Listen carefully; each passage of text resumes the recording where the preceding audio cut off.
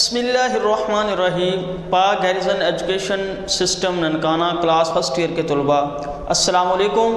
मैं आपका physics tutor हाफ़िज़ एहसन अली। उम्मीद करता हूँ कि आप लोग खैरियत से होंगे और ख़ुदा ताला से आपकी खैरियत नेक मतलूब चाहते हैं। जी, class first year, subject physics, chapter number 4, work and energy. Dear student, आज का लेक्चर सुनने के बाद आप ये जान जाएंगे कि 1 किलोवाट और 3.6 मेगा जूल के बराबर कैसे होता है। एनर्जी क्या है, एनर्जी की किस्में कौन कौन सी हैं, उसके बाद वर्क एनर्जी प्रिंसिपल क्या है और इसे हम कैसे ड्राइव कर सकते हैं। जी, पहला, prove that 1 kilowatt hour is equal to 3.6 mega joule. अब 1 किलोवाट आवर ये भी एनर्जी का यूनिट है और जूल जो है ये भी एनर्जी का यूनिट है। डियर स्टूडेंट, इस डेफिनेशन को पढ़ने से पहले एक पॉइंट मैं आपको समझाना चाहता हूँ कि फर्ज करें हमारे पास ये एक सोर्स है, सोर्स ये कोई काम कर रहा है, एक सोर्स है जिसकी हमारे पास जो पावर है वो 1 किलोवाट है, या हमारे पास सोर्स से मुराद कोई मोटर है जिसकी पावर 1 किलोवाट है और 1 घंटे के अंदर ये इस पॉइंट से किसी दूसरे पॉइंट ए पॉइंट से पॉइंट बी तक कितने घंटे के अंदर, 1 घंटे के अंदर, टाइम कितना है 1 घंटा, 1 घंटे के अंदर जितना ये पानी पॉइंट ए से पॉइंट बी तक पहुंचाती है, इस दौरान जितना ये वर्क करती है वो वर्क है 1 किलोवाट आवर। यानी ऐसा सोर्स जिसकी पावर 1 किलोवाट हो और वो 1 घंटे में जितना काम करे वो उसका काम जो है 1 किलोवाट आवर कहलाता है। यानी ये हमारे पास एक सोर्स है, एक मोटर है जिसकी पावर 1 किलोवाट है और ये ए से बी तक 1 घंटे में जितना पानी पहुंचाने के लिए जितना वर्क करेगी वो मोटर की जो वर्क होगा वो 1 किलोवाट होगा। The work done by body whose power is 1 kilowatt in 1 hour. अगर किसी बॉडी की पावर 1 किलोवाट हो और वो 1 घंटे में जितना वर्क करे वो उसका वर्क 1 किलोवाट आवर कहलाता है। फर्ज करें ये हमारे पास एक मोटर है जिसकी पावर 1 किलोवाट है और 1 घंटे में जितना ये वर्क करती है वो इसका वर्क 1 किलोवाट आवर कहलाएगा। अब 1 किलोवाट आवर, किलो जो है ये प्रीफिक्सेस है, ये 10 की पावर 3 के बराबर होता है और 10 की पावर 3 होता है 1000। वाट की जगह वाट ही आ गया और 1 घंटा जो होता है 1 घंटे में 60 मिनट होते हैं और 1 मिनट में 60 सेकंड होते हैं। तो ये आपके पास जो आता है ये 3600 सेकंड आता है। यानी 1 घंटा जो है उसमें कितने सेकंड होते हैं, 3600 सेकंड। अब हमें पता है कि ये 1000 जब 3600 से मल्टीप्लाई होता है तो ये बनता है 36 लाख, 36 लाख। और वाट और सेकंड, याद रखें वाट और सेकंड जो हैं ये जूल के बराबर होते हैं।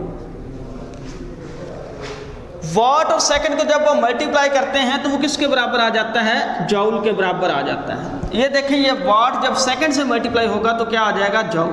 और ये 3600 जब 1000 से मल्टीप्लाई होगा तो हमारे पास जो है वो 36 लाख बनेगा। तो ये देखें पॉइंट जो हमें कहीं भी नज़र नहीं आ रहा होता तो पॉइंट जो है वो राइट साइड पे होता है। अब इसका जो पॉइंट का मकाम होता है, पॉइंट हम कहाँ लगाते हैं, लेफ्ट साइड से पहले दो नॉन डिजिट के दरमियान। तो पॉइंट इधर से इधर आएगा तो इधर से इधर आते हुए कितने डिजिट छोड़ता है, 1 2 3 4 5 6, 3.6। जब भी पॉइंट राइट से लेफ्ट जाता है तो 10 की पावर पॉजिटिव आती है। तो 3.6 मल्टीप्लाई 10 की पावर 6 जूल। अब 10 की पावर 6 जो है ये प्रीफिक्सेस है और ये होता है मेगा के बराबर। तो जहाँ पे 10 की पावर 6 है वहाँ पे मेगा आ जाता है। तो 1 kilowatt hour is equal to 3.6 mega joule. इसका मतलब है कि 1 किलोवाट आवर जो है वो 3.6 मेगा जूल के बराबर होता है। जी, एनर्जी की 2 किस्में हैं, काइनेटिक एनर्जी, पोटेंशियल एनर्जी।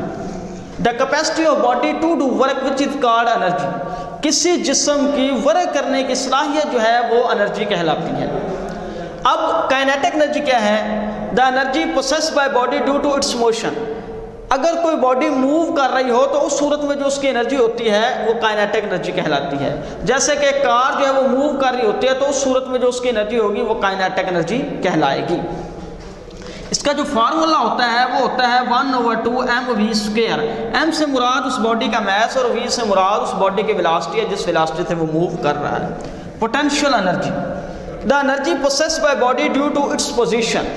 किसी जिस्म के अंदर उसकी पोजीशन की वजह से जो एनर्जी स्टोर होती है वो कहलाती है पोटेंशियल एनर्जी। ये मेरे पास एक मार्कर है, इसकी पोजीशन ये है। अब इसको इस पॉइंट से ये इधर लेके आया हूँ तो अब इसकी पोजीशन चेंज हुई है, तो इसकी पोजीशन चेंज हुई है तो इसकी पोजीशन चेंज होने की वजह से जो इसके ऊपर वर्क किया गया है वो वर्क इसमें एनर्जी की सूरत में स्टोर होगा और वो एनर्जी कहलाएगी पोटेंशियल एनर्जी।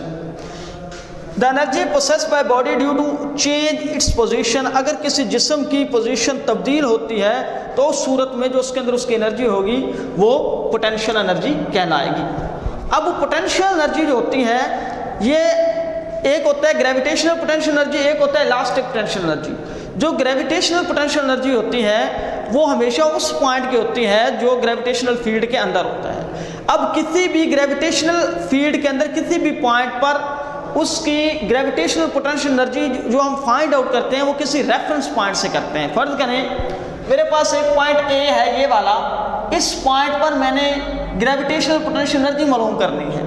तो जब भी किसी फील्ड के अंदर किसी पॉइंट की ग्रेविटेशनल पोटेंशियल एनर्जी मालूम की जाती है तो वो किसी रेफरेंस पॉइंट के लिहाज से मालूम की जाती है। तो याद रखें जब भी किसी ग्रेविटेशनल फील्ड के अंदर किसी पॉइंट की भी आप ग्रेविटेशनल पोटेंशियल एनर्जी मालूम करेंगे तो उसके लिए जो आप रेफरेंस पॉइंट लेते हैं वो इन्फिनिटी लेते हैं, और इन्फिनिटी हमेशा वो पॉइंट होता है जो ग्रेविटेशनल फील्ड से बाहर होता है। तो एक पॉइंट हमारे पास ये है बी जो कि इन्फिनिटी पर है और एक पॉइंट है ए। अब हमने अगर ए की ग्रेविटेशनल पोटेंशियल एनर्जी मालूम करनी है तो हम उसका रेफरेंस पॉइंट बी लेंगे जो इन्फिनिटी पर होगा, और जो पॉइंट इन्फिनिटी पर होता है वो फील्ड से बाहर होता है और उस सूरत में उस पॉइंट की पोटेंशियल एनर्जी क्या हो जाती है? 0। तो किसी भी पॉइंट की जो ग्रेविटेशनल फील्ड के अंदर होता है अगर आपने उसकी ग्रेविटेशनल पोटेंशियल एनर्जी मालूम करनी है तो वो किसी रेफरेंस पॉइंट से ली जाती है, और जो रेफरेंस पॉइंट लिया जाता है वो हमेशा फील्ड से बाहर होता है, और जो पॉइंट फील्ड से बाहर होगा ग्रेविटेशनल फील्ड के बाहर होगा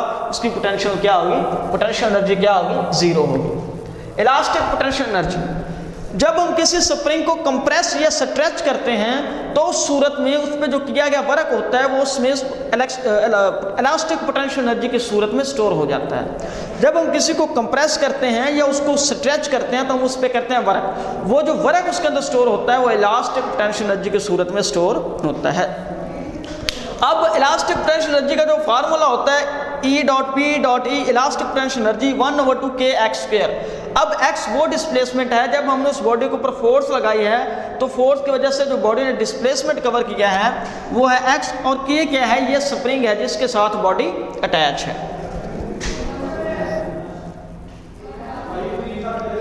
ये एक स्प्रिंग है जिसके साथ बॉडी अटैच है और ये इसने डिस्प्लेसमेंट कवर किया है। ये मेन पॉइंट से इसने ये वाला डिस्प्लेसमेंट x कवर किया है, ठीक है। तो इसके इलास्टिक पोटेंशियल जो होते हैं 1/2 kx² होती है। प्रूव दैट W के काइनेटिक एनर्जी, हमने प्रूव करना है कि किसी जिस्म पर किया गया वर्क उसके अंदर जो है वो चेंज इन काइनेटिक एनर्जी के बराबर होता है। Statement, work done on body is equal to change in its kinetic energy. अगर हम किसी जिस्म पे वर्क करते हैं तो वर्क जो हमने उस बॉडी के ऊपर वर्क किया होता है वो वर्क उस बॉडी की चेंज इन काइनेटिक एनर्जी के बराबर होता है। फर्ज करें मैं किसी बॉडी के ऊपर फोर्स लगाता हूं और फोर्स जब लगाऊंगा तो जितना उस बॉडी की एनर्जी के अंदर तब्दीली आएगी वो उस बॉडी के ऊपर किए गए वर्क के बराबर होगी। फर्ज करें कि ये एक हमारे पास बॉडी है, इस पर एक फोर्स लगती है, इसकी यहाँ पे वेलोसिटी है 14, जब इस पे फोर्स लगती है और इसकी वेलोसिटी हो जाती है Vf 18, तो चेंज इन काइनेटिक एनर्जी जो आपके पास आती है वो कुछ ना कुछ होगी। इनिशियल वेलोसिटी 14 है और फाइनल वेलोसिटी है 18। अब जैसे ही इसकी वेलोसिटी तब्दील होती है, इसकी वेलोसिटी बढ़ती है, तो उसकी काइनेटिक एनर्जी भी क्या कर जाएगी, बढ़ जाएगी। जितनी इसकी काइनेटिक एनर्जी बढ़ेगी वो असल में इस बॉडी पे किए गए वर्क के बराबर होगी।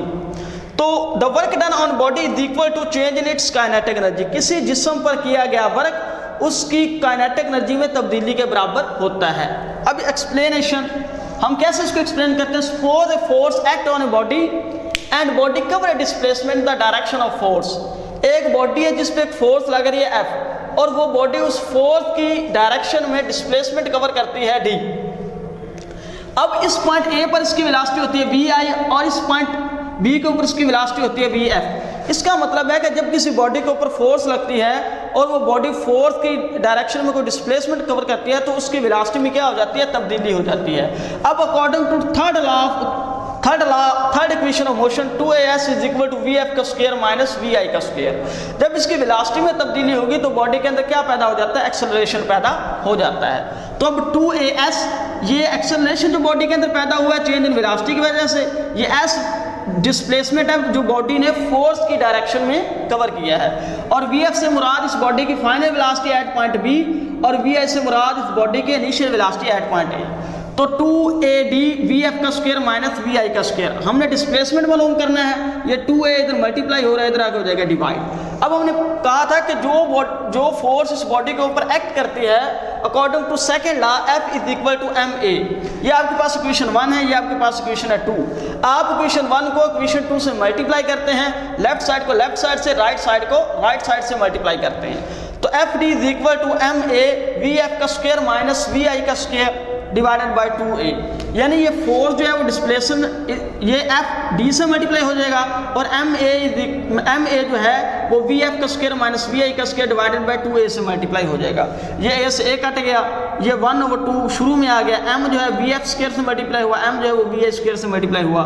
जब ये 1/2 इससे मल्टीप्लाई होगा तो ये आ जाएगा, ये वाला जब इससे मल्टीप्लाई होगा तो ये आ जाएगा।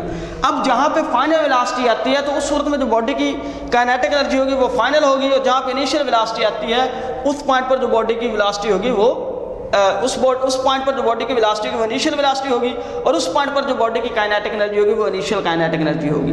तो जब आप फाइनल काइनेटिक एनर्जी में से इनिशियल काइनेटिक एनर्जी लेते हैं तो वो उसमें फाइनल काइनेटिक एनर्जी में से जब इनिशियल काइनेटिक एनर्जी आप माइनस करते हैं तो वो चेंज इन काइनेटिक एनर्जी आ जाता है। अब हमें पता है कि फोर्स और डिस्प्लेसमेंट का हासिल ज़रूर किसके बराबर होता है, वर्क के बराबर, और ये किसके बराबर है, चेंज इन काइनेटिक एनर्जी के बराबर। तो ये साबित हो गया कि जब हम किसी जिस्म के ऊपर वर्क करते हैं तो वर्क करने से जो उसकी चेंज इन काइनेटिक एनर्जी होती है वो उस पर किए गए वर्क के बराबर होती है। यानी अगर हम किसी जिस्म पे वर्क करते हैं तो जितना हम उस पर वर्क करते हैं वो वर्क जो है उसमें चेंज इन काइनेटिक एनर्जी के बराबर होता है। तो डियर स्टूडेंट, इस आर्टिकल के अंदर बेसिकली जो हमने पढ़ा हुआ है वो क्या है कि प्रूव दैट कि 1 किलोवाट आवर 3.6 मेगाजूल के बराबर कैसे होता है, ये हमने प्रूव किया है और इसकी डेफिनेशन क्या है ये भी हमने इसको डिस्कस किया है। दूसरा, एनर्जी क्या है, एनर्जी की किस्में कौन कौन सी हैं, एनर्जी होती क्या है, काइनेटिक एनर्जी क्या है, पोटेंशियल एनर्जी क्या है, और potential energy gravitational potential case में क्या होगी और इलास्टिक पोटेंशियल केस में क्या होगी। थर्ड, प्रूव दैट कि जो हम किसी जिस्म के ऊपर वर्क करते हैं वो वर्क उसके जो हम उस बॉडी पे वर्क करते हैं वो वर्क कैसे उस बॉडी के चेंज इन काइनेटिक एनर्जी के बराबर होता है। डियर स्टूडेंट, उम्मीद करता हूँ कि आपको अच्छे तरीके से समझ आई होगी। किसी पॉइंट पर कोई कन्फ्यूजन हो तो हमें व्हाट्सएप पे या कमेंट बॉक्स में ज़रूर बताएं। अल्लाह आपको और मेरा हामी नासिर फी मान।